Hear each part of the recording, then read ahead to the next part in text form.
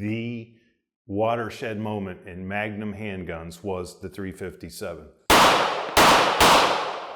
Hello everyone and welcome back to AmmoMart.com.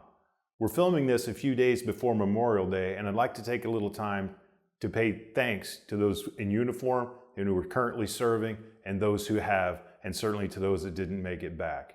We can't be grateful enough. Today, I'm very excited to talk to you about the history of the 357 Magnum cartridge. Like most people my age, I grew up actually shooting revolvers, and I don't shoot them regularly anymore, but it seemed like in that period of time, in the late 70s and 80s, all of my friends, my dad's friends, including my dad, all had revolvers, and they were typically chambered in 357 Magnum, and we'll talk about why that is in a few moments. I personally think there's always something cool about revolvers, even though, like I said, I don't shoot them a lot, but there's also, in my opinion, the watershed moment in Magnum handguns was the 357. So let's talk a little bit about how it began. In 1935, Smith & Wesson released onto the market something that was called a registered Magnum. And that later became the Smith Model 27, which I have here. We'll take a look at him later.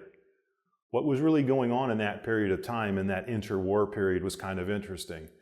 Most revolvers were out in .38 Special, which had hit the market in front of 357 Magnum. If we take a look down here, you can see this is a .38 Special round.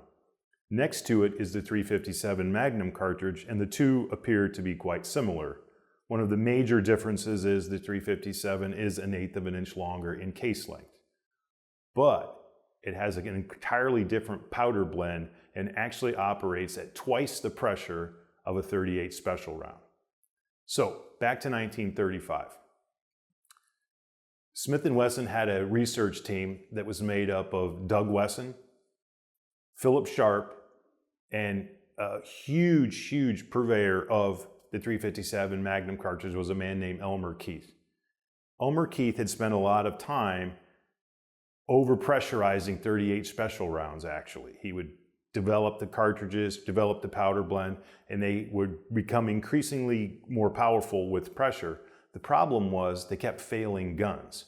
So they decided to modify a .44 Special handgun and make it acceptable to shoot .38 Special cartridges in that were obviously well increased in pressure over the normal round. That worked pretty well. So after they decided to stretch the case a bit, the 357 Magnum was born. The reason why they stretched the case was actually due to safety. The volume of the case didn't really have a lot to do with it because it had a different powder blend. The reason they did that was they were fearful that somebody would be able to take a 357 super pressured cartridge and stick in a .38 revolver and have a catastrophic failure. So to this day, that's why you can chamber a .38 in a 357 revolver, but not the other way around. It's actually related to safety, and it worked quite well. So one of the reasons why people still buy 357 Magnum revolvers is because you can shoot .38s out of it. And the .38 Special rounds are cheaper and generally a lot less recoil, so it's much more shootable. The 357, why did anybody need that much power? Well, the reason was pretty simple. In that interwar period, there were car gangs and there was the advent of early body armor, which, just like today, the criminals are usually out in front of law enforcement. They were beginning to wear that stuff. And the only thing that would go through the heavy car material at the time, or early body armor, was Colt's .38 Super. So 357 was being developed to compete with the .38 Super that had already been on the market by Colt, and they were outrageously successful. The 357 Magnum cartridge absolutely devoured automobiles and early body armor. It stood no chance, and we'll talk about why that is later on. Interestingly enough, Smith didn't actually call the original 357 Magnum revolver the Model 27, which is based on an end frame we'll take a look at later on. The original version of the 357 Magnum revolver was actually called a registered Magnum and came with its own certificate of authenticity. The problem with the registered Magnum was it was basically a custom gun, meaning that you could get different finishes, different barrel lengths, different grips, and even though it was right in the middle of the Depression, there was actually a 4-year wait to get one of those revolvers. So Smith & Wesson decided we have to speed this up some, and they developed this guy here. Do a little safety check, make sure she's empty. The Smith & Wesson Model 27. This type of gun remained in production until 1994.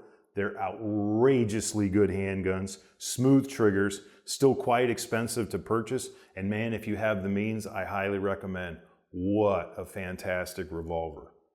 Now, what also helped develop the popularity of the .357 Magnum cartridge was the Kansas City Police Department was the first one to arm their officers with this guy.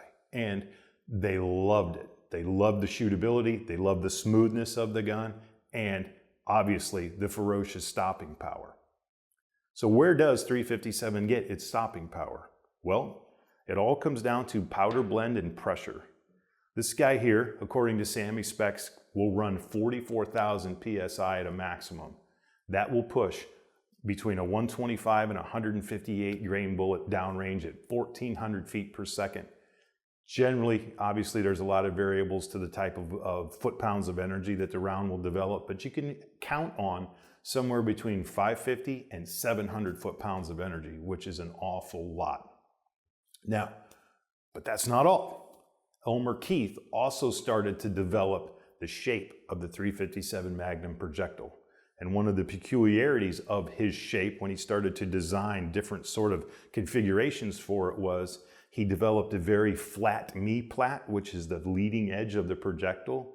And what you notice is it increases the ballistic coefficient and it makes it more efficient. And it has the ability to transfer more energy onto the target. So some people call it cross-sectional density, but not trying to get into a physics lesson here. This guy is an extremely efficient at dispatching a target, whether it's dangerous game or sometimes the bad guy. One of the other interesting aspects of the .357 Magnum is its versatility. It works quite well in lever action rifles.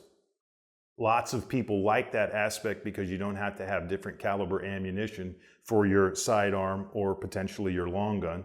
These are very effective hunters, by the way.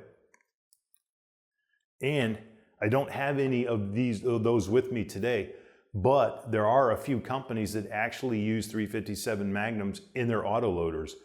Desert Eagle, I've shot that pistol in .357 Magnum, wonderful weapon, as well as Coonan Firearms, which I believe may not be in business right now, but I've fired that weapon as well. It's a kind of a 1911 platform, absolutely famous pistol, love that guy, was a real treat. In an upcoming video, we're going to take the .357 Magnum cartridge out to the range and shoot it out of a lot of different platforms. And I think what you're going to find is, even though it's been around since the 1930s, wow, is it still an effective choice for a handgun related to its stopping power. It's a real major player and will continue to be for some time.